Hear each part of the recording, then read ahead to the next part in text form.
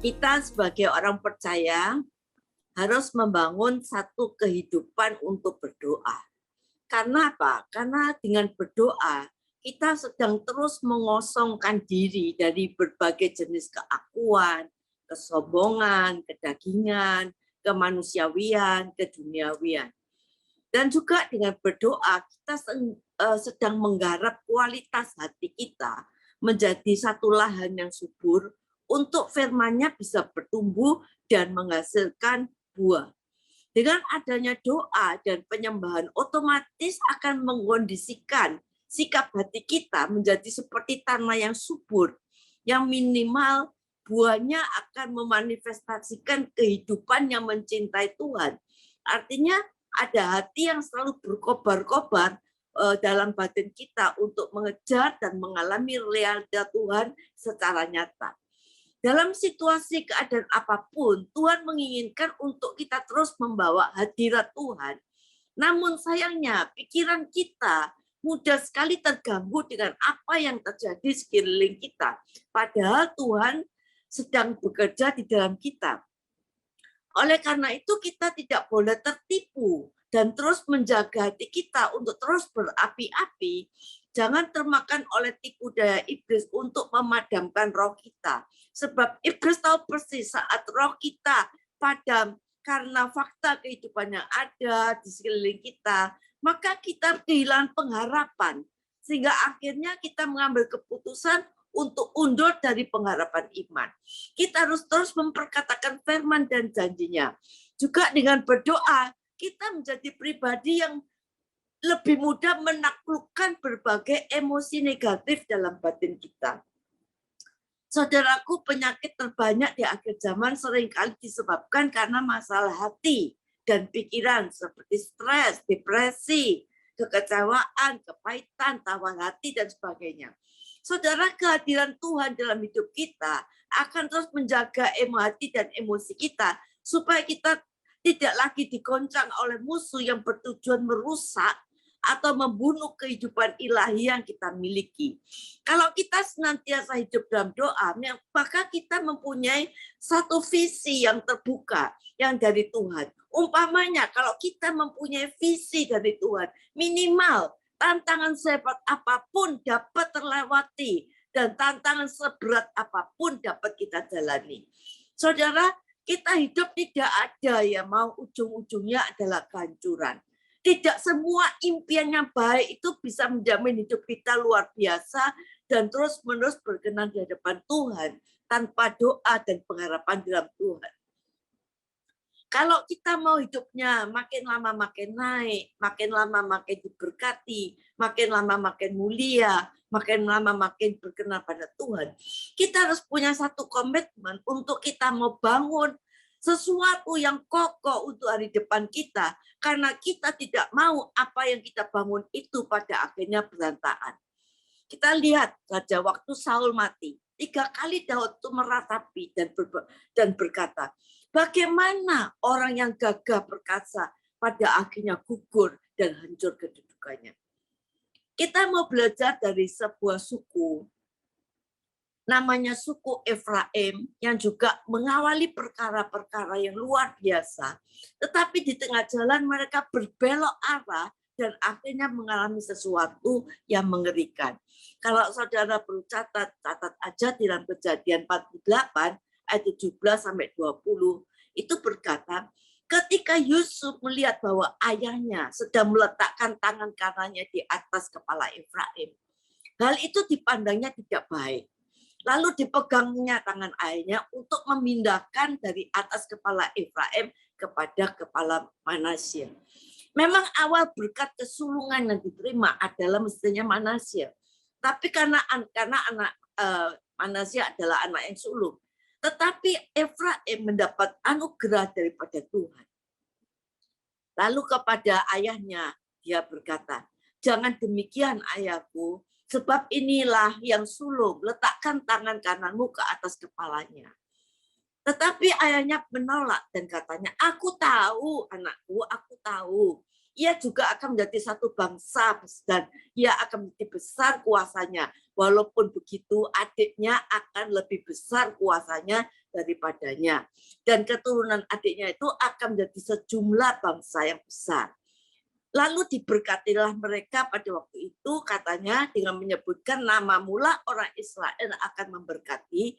Demikian Allah kiranya membuat engkau seperti Efraim dan seperti Manasye.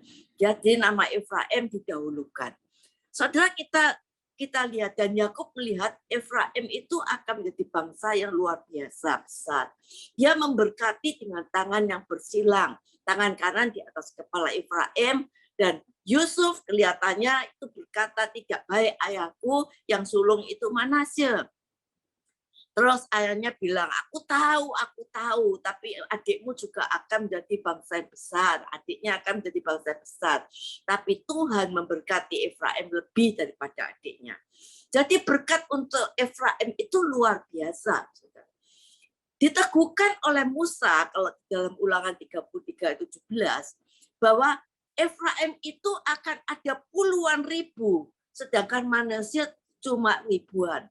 Dan memang kenyataannya ketika mereka masuk Kanaan, pemimpin mereka yang pertama adalah Yosua, dan Yosua ini adalah suku Efraim.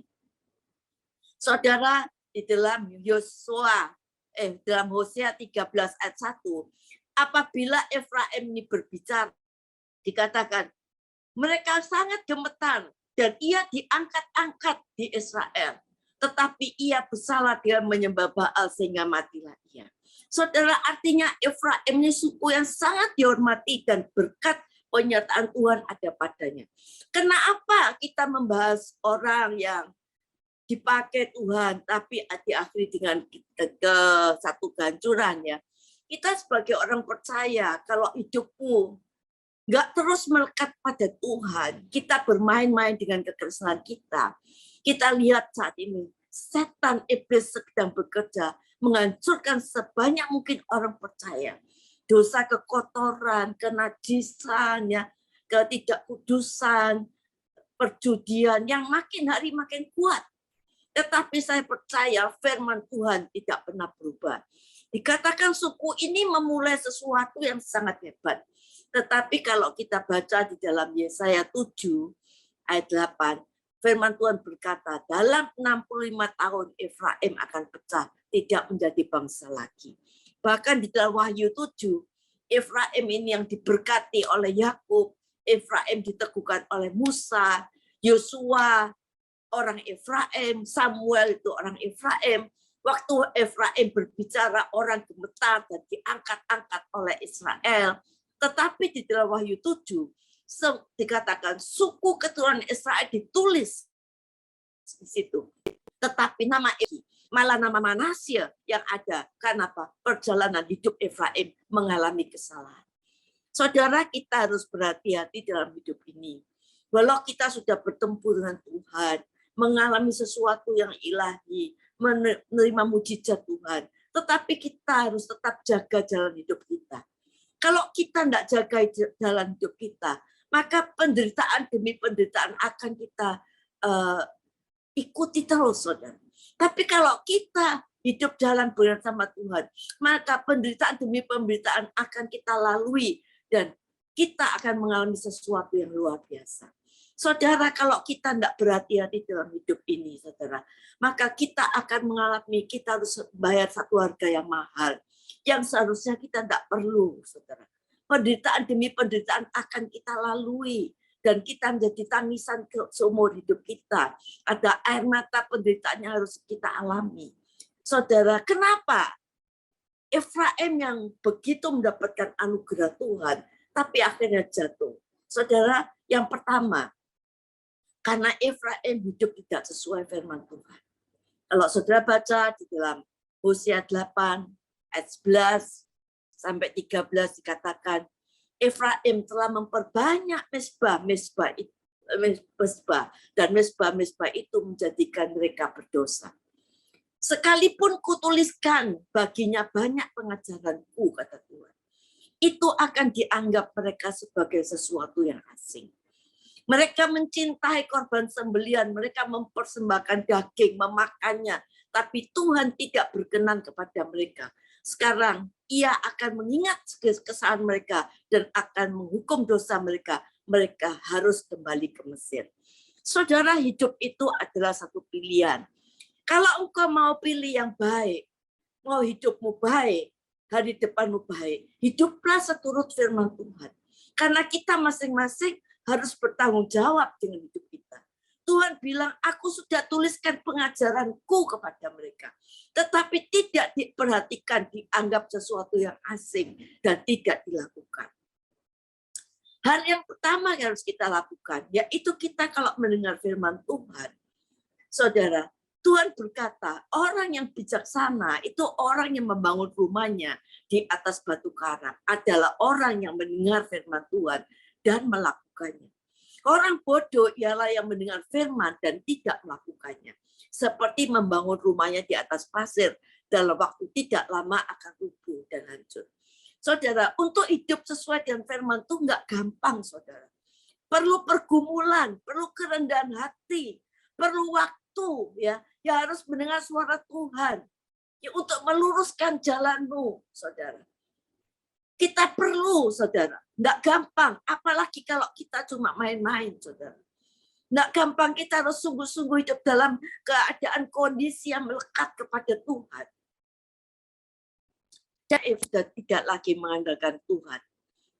Firman Tuhan mengatakan, Efraim dulu seperti seekor anak lembu yang terlatih, yang suka mengirik.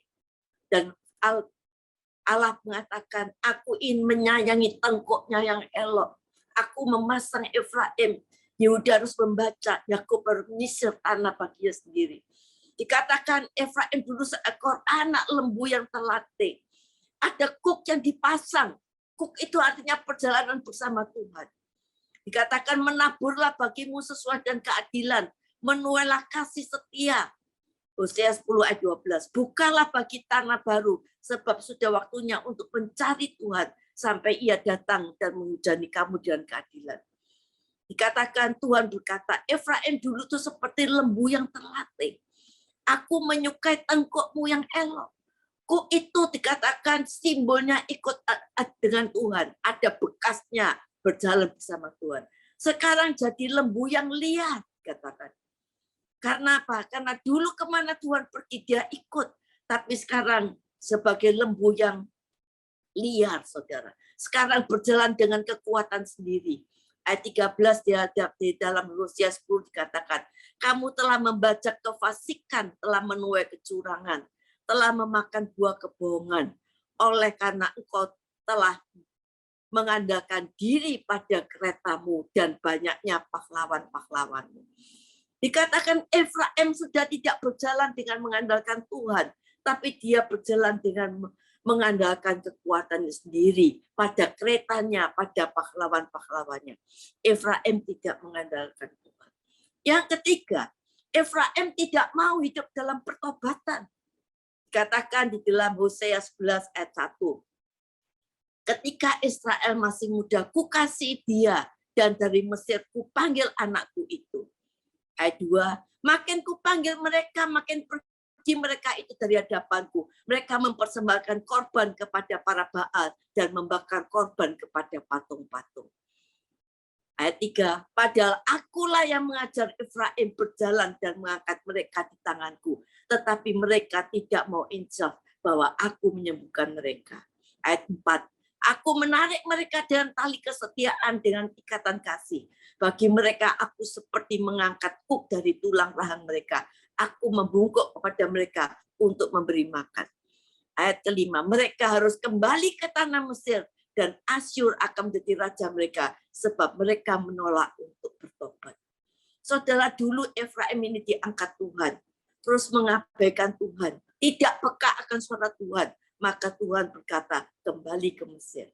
Saudara, kalau fondasi hidup kita tidak benar dan tidak kuat, tidak kokoh, maka bangunan apapun yang kita bangun di atasnya akan hancur.